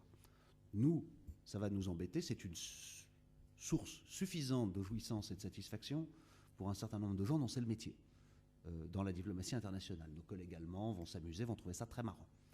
Mais il y en a qui vont se taper sur les cuisses de plaisir. Ce sont les Pakistanais, les Iraniens, les Chinois, qui pendant ce temps-là vont à fond les manettes dans la ligne du développement de la modernisation de leurs arsenaux. J'ajoute un dernier truc. Tout dernier. Il y a un point sur le lien avec la dissuasion que ça amène derrière. Il y a un attribut de puissance, c'est vrai, dans la détention de l'arme nucléaire, c'est l'arme du président, du chef de l'État, c'est un aspect qui existe. Il y en a un autre qu'il ne faut pas oublier, c'est que la construction du concept de dissuasion qu'on n'a pas inventé, elle a été faite pour sortir de la période du début de la guerre froide, où le concept n'existait pas, et où en réalité on a vécu dans une menace d'emploi et une situation extraordinairement instable pendant des décennies, et qui a été quelque chose de terriblement dangereux. On a eu beaucoup de chance de ne pas se détruire, et c'est en vérité pour des raisons de gap technologique qu'il fallait passer sur les vecteurs, etc., qu'on ne l'a pas fait. Donc on a construit ce système qui interdit foncièrement, mentalement, de prendre en compte une dimension d'emploi dans nos doctrines. Et qui du coup a fait sortir tout ce qui pouvait être des éléments d'emploi dans nos arsenaux. Il n'y en a plus.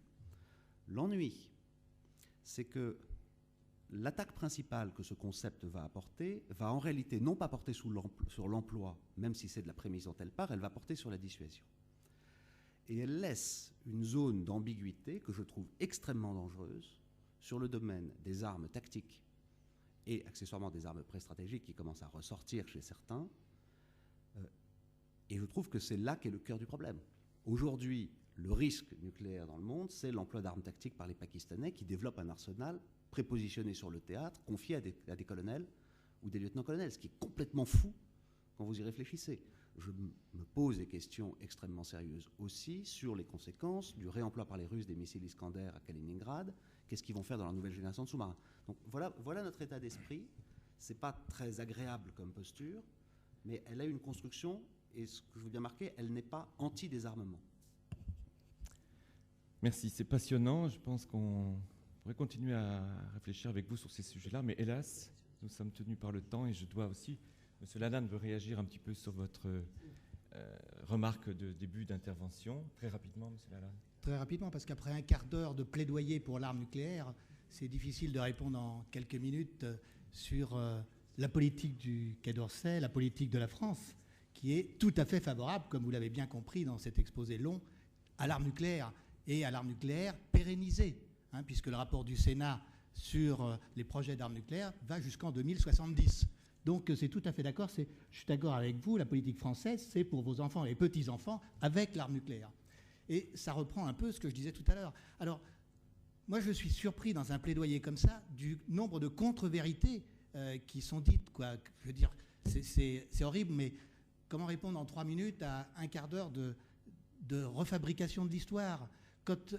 À la fin de la guerre froide, il y a eu une fenêtre d'opportunité où l'arme nucléaire qui était faite pour le vis-à-vis de deux superpuissances et la destruction de l'humanité éventuelle si jamais l'un des deux n'était pas d'accord avec l'autre, eh bien, elle a donné lieu à des programmes de modernisation gigantesques. Alors quand on nous dit après que la non-prolifération de l'Iran, du Pakistan, de l'Inde dans les années 90, c'est parce que, je veux dire, c'est des pays un peu délinquants, eh bien non, la France, dès les années 90, dès la fin de la guerre froide, a décidé des programmes de modernisation qui, vus de l'extérieur, c'était clairement la pérennisation de l'arme nucléaire. Donc quand vous êtes un pays comme l'Inde ou le Pakistan et que vous voyez des États nucléaires confirmés qui ont signé un protocole, un TNP en disant « je vais abandonner l'arme nucléaire, je veux son élimination », qui engage tout de suite à la fin de la guerre froide des programmes de modernisation, le message est clair. Il faut vous aussi acquérir l'arme nucléaire parce que c'est comme ça que vous existez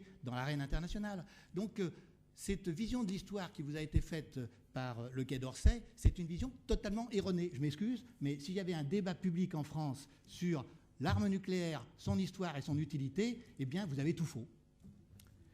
Bien, je crois que ce sera le sujet de la prochaine conférence, qu'on fera sur plusieurs jours, parce que celle-ci d'ailleurs aurait pu être beaucoup plus longue. On a beaucoup de choses à dire, les uns les autres, dans nos pratiques, dans nos témoignages, nos engagements.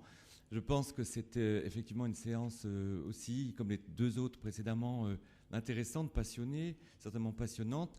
Les sujets sont devant nous, mais ce n'est pas à moi qu'il appartient de faire la clôture de cette journée. Donc j'appelle Sylvie Brigaud, notre directrice générale de ICBL CMC, qui va clôturer cette journée.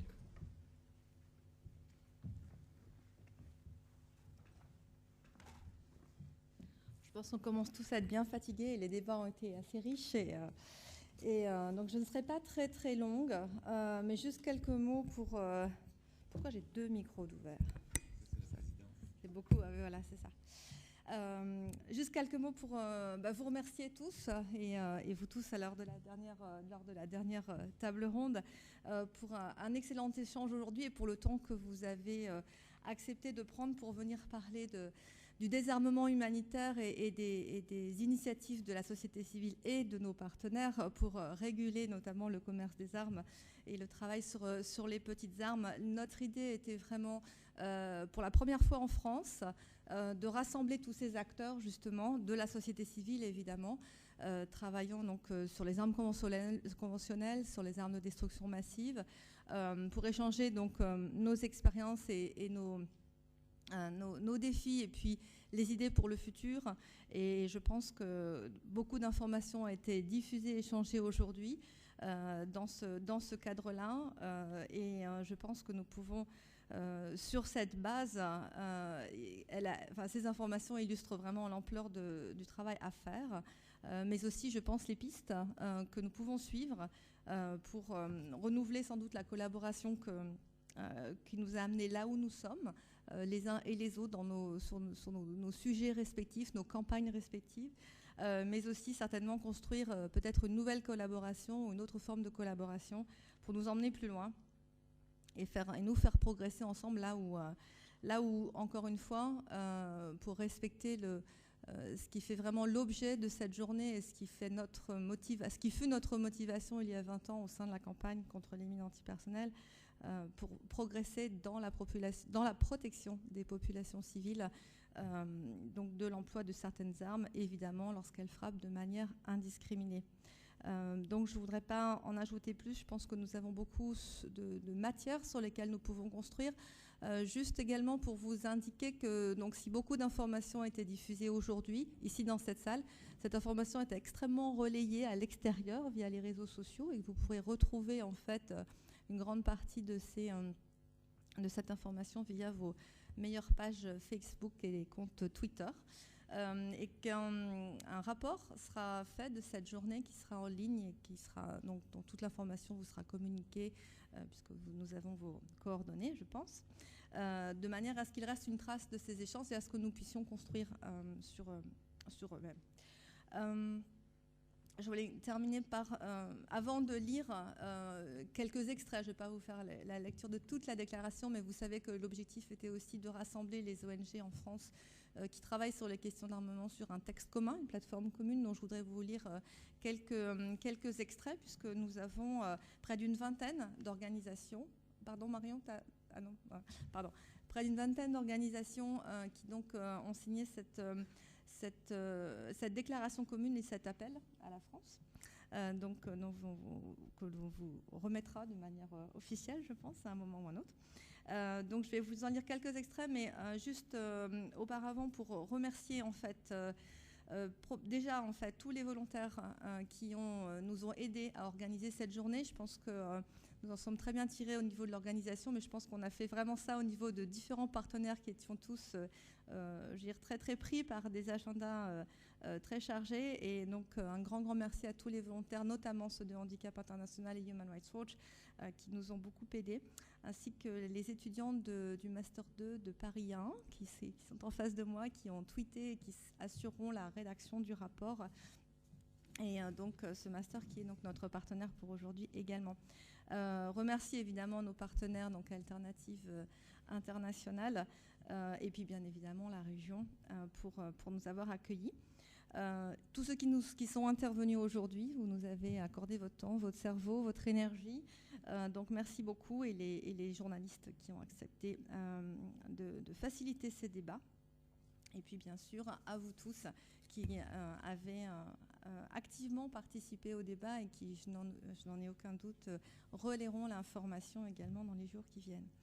Donc je vais juste terminer en fait cette clôture par lire quelques-uns des paragraphes donc, sur lesquels nous nous sommes tous entendus.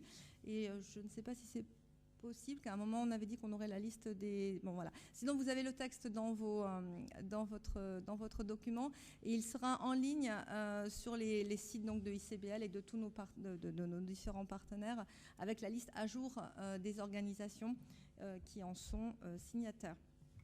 Voilà. Donc à l'occasion du 20e anniversaire de la création de la campagne internationale pour interdire les mines antipersonnelles, lauréate du prix Nobel de la paix 97, nos associations se sont réunies pour partager leur expérience et renforcer leur collaboration afin que les succès et les leçons apprises puissent bénéficier aux campagnes actuelles. À ce jour, les avancées dans le champ du désarmement et de la maîtrise des armements ont été obtenues grâce à la mise en place de normes ambitieuses et ont été le fruit de la ferme volonté d'un nombre significatif d'États. Ces initiatives ont été possibles grâce à un partenariat fructueux entre gouvernements, organisations internationales et sociétés civiles. Le monde fait face à plusieurs défis émergents ou récurrents liés à l'emploi ou à la menace de l'emploi des armes conventionnelles et de destruction massive, défis auxquels il faut s'attaquer au plus vite.